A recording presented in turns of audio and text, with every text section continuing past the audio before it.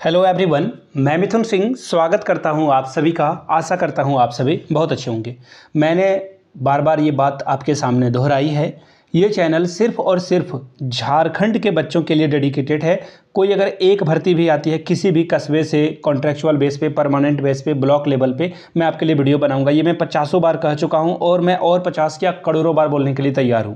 मेरा पर्पस है कि आप जो पढ़े लिखे बच्चे हैं, थोड़ी बहुत भी पढ़ाई कर रखी है, इंटर पढ़ रखा है, ग्रेजुएशन कर रखा है, बीएड डीएलएड कर रखा है और उनको जो रोज़गार नहीं मिल रहा है और आप जो है बाहर जाकर काम करते हो, सपोज कर लेते हैं गुजरात जा रहे हो, तमिलनाडु जा रहे हो, केरला जा रहे हो काम करने के लिए, महाराष्ट्र जा रहे हो और परिवार से दूर रहकर आप कमा भी रहे हो, तो आपका हेल्थ खराब हो रहा है। आपको भी पता है जो बाहर लोग काम करते हैं उनको कितनी दुश्वारियों से दो चार होना पड़ता है। तो इसीलिए ये चैनल ओपन किया गया है कि छोटी बड़ी जो भी भर्ती आएगी उसकी सूचना आपको मैं दे सकूं और आगे आप बढ़ सके जीवन में, ऐसी मेरी कामना है। मैं बार बार कहता हूं कि आप लोग पढ़ाई जारी रखें, सरकार स्कॉलरशिप देती है। आप लोग जो है स्किल वाला कोर्स करें, इंजीनियरिंग करें, सरकार आपको पैसे देती है। प्राइवेट कॉलेज से कर लें, सरकार आपको पैसे दे देगी। थोड़े बहुत पैसे का जो है आपको खुद से जो है जुगाड़ करना होगा। आफ्टर दैट सरकार स्कॉलरशिप दे देती है। जो लोगों ने बीएड नहीं किया है अगले बार बीएड कर लेंगे। डीएलएड भी आप कर सकते हैं। जिन लोगों को डीएलएड करने का मन है, +2 में अगर आपका 50% से अधिक है और ग्रेजुएशन में भी 50% से अधिक है तो आप डीएलएड के लिए अप्लाई कर सकते हैं। खैर, डीएलएड के लिए इंटरमीडिएट ही काफ़ी होता है। तो जो लोग डीएलएड करना चाहते हैं वो मुझसे कांटेक्ट कर सकते हैं, ठीक है।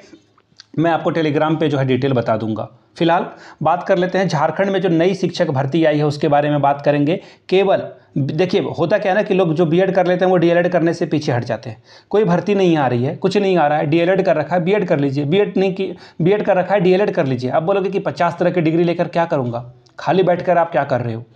जो ओबीसी एससी एसटी कैंडिडेट है, सरकार आपको पैसे दे रही है, घर से कुछ मिनिमम फी आपको लगेगा और अगर आप उसे वेस्ट कर रहे हैं, जाया जाने दे रहे हैं तो फिर गलती आपकी है। मैं ऐसा बिल्कुल मानूंगा। ईडब्ल्यूएस और जनरल वाले कैंडिडेट को घर से पैसे देने होते हैं तो मैं उनकी प्रॉब्लम को समझ सकता हूं। ओबीसी एससी एसटी कैंडिडेट अगर पढ़ाई नहीं कर रहे हैं आगे तो इसमें सरासर आपकी जिम्मेदारी है। आगे देखिए, ना इसमें कोई सीटेट ना ही जेटेट की जरूरत पड़ेगी। जी हाँ, सिर्फ बीएड या डीएलएड अगर आपने पास कर रखी है आप इस फॉर्म को भर पाएंगे। आपका ना कोई एग्जाम होगा ना ही इंटरव्यू होगा। डायरेक्ट मेरिट के आधार पर आपका 10th में जितना स्कोर हुआ है, 12th में जितना स्कोर हुआ है और ग्रेजुएशन में जितना स्कोर हुआ है उसके अकॉर्डिंग आपको यहाँ पर जॉब दे दी जाएगी। हाँ, आपको लग रहा होगा कि इसमें फेवरेटिज्म हो सकता है, तो देखिए जैसे ही एप्लीकेशन आता है तो उसकी लिस्ट जारी की जाती है सरकार के द्वारा। इससे क्या होगा, ट्रांसपेरेंसी बनी रहती है, पारदर्शिता बनी रहती है। आवेदन करने की अंतिम तिथि है 4/8/2025। सबसे पहले जान लीजिए, आप लोग बहुत बार कंफ्यूज में रहते हो कि अप्लाई कैसे करें, सर आपने बताया नहीं। मैं बार बार कहता हूं वीडियो आप पूरा नहीं देखोगे समझ में नहीं आएगा आपको सारी बातें।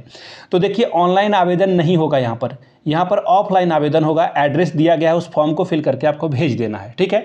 वेबसाइट पर अभी ये नहीं आई है। आज के प्रभात खबर रांची वाले एडिशन में पेज नंबर पीबी में लिख रहा हूँ, पी के लिखना होगा ना, प्रभात खबर पेज नंबर 14 में आपको जो है रांची वाले एडिशन में नीचे आपको ये पेपर कटिंग मिल जाएगी। वहीं से मैं ये खबर बना रहा हूँ। ये न्यूज़ आप देखिए कहाँ से देख रहे हैं, किस डिस्ट्रिक्ट से देख रहे हैं, नीचे कमेंट करके लिखिएगा। तो आगे आपके ज़िले से भी कोई भर्ती आएगी तो उसकी सूचना मैं आपको समय पे देता रहूँगा। तो चलिए ओपन करते हैं और एक एक करके सभी चीज़ों को देखते हैं। कौन कौन इसे अप्लाई कर सकता है, कैसे अप्लाई कर सकता है, ये देखिए। सबसे पहले जो नियम समझ लीजिए कि नियम के लिए कौन कौन अप्लाई कर सकता है, कौन कौन नहीं कर सकता है। संविदा पर यानी कि कॉन्ट्रैक्चुअल बेस पे आपका जो है यहाँ पर सिलेक्शन होगा। वीडियो की क्वालिटी अच्छे से कर लें क्योंकि ये पेपर की कटिंग है और ये जूम किया हुआ है तो पेपर आपको थोड़ा ब्लर दिखेगा, धुंधला दिखेगा। तो पेपर जो रेजुलेशन है वीडियो का वो थोड़ा बढ़ा लेंगे आप लोग।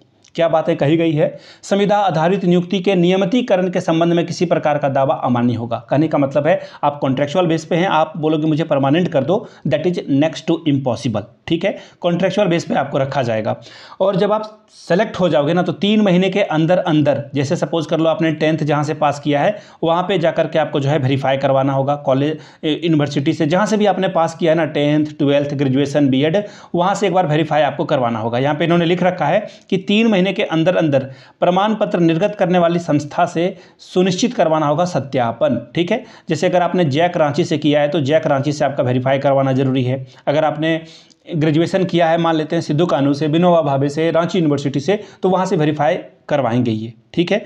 और ये करवाएंगी संस्था, आपको करने की ज़रूरत नहीं है, ठीक है जी। इतनी बात समझ में आ गई। अब भर्ती जो है, चयन का मापदंड देखिए क्या बोला गया है कि साक्षात्कार का प्रावधान नहीं होगा, यानी कि सिर्फ और सिर्फ मेरिट बेस पे आपका जो है भर्ती ले ली जाएगी। क्या है मेरिट में, देखिए यहाँ पर बोल रखा है इन्होंने, 2 अलग अलग तरह की भर्ती आई है। शिक्षक और परिवीक्षा अधिकारी के तौर पर भर्ती आई हुई है, ठीक है।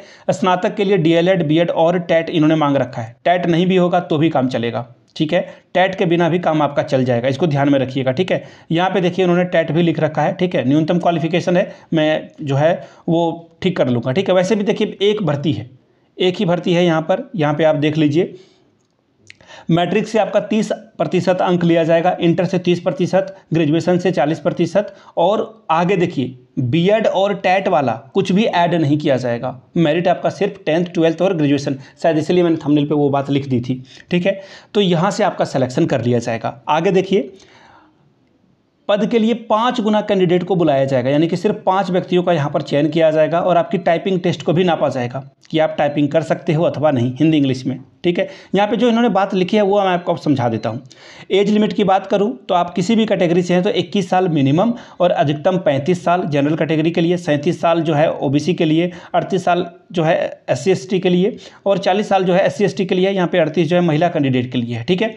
और अगर दिव्यांग हैं तो आपको यहाँ पे 5-5 साल का जो है एज रिलैक्सेशन अलग से देखने को मिलेगा। तो जो लोग अप्लाई करना चाहते हैं उनको क्या करना होगा, आवेदन की प्रक्रिया कैसे होगी, तो यहाँ से देख लीजिए मैट्रिक का अंक पत्र यानी कि मैट्रिक का मार्कशीट और सर्टिफिकेट चाहिए होगा। इंटर का मैट्रिक और जो इंटर का मार्कशीट और सर्टिफिकेट है वो चाहिए होगा। ग्रेजुएशन का, पीजी का, आवासीय प्रमाण पत्र, जाति प्रमाण पत्र और जो भी आपने कर रखा है वो याद रखिएगा। इसकी जो डेट है आखिरी वो है 4/8/2025 तक आप आवेदन कर सकते हैं, ठीक है। ये भी ध्यान में रख लिया आपने।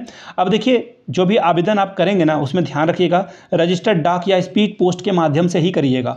साधारण डाक से करने पे आपके एप्लीकेशन को रिजेक्ट कर देंगे ये।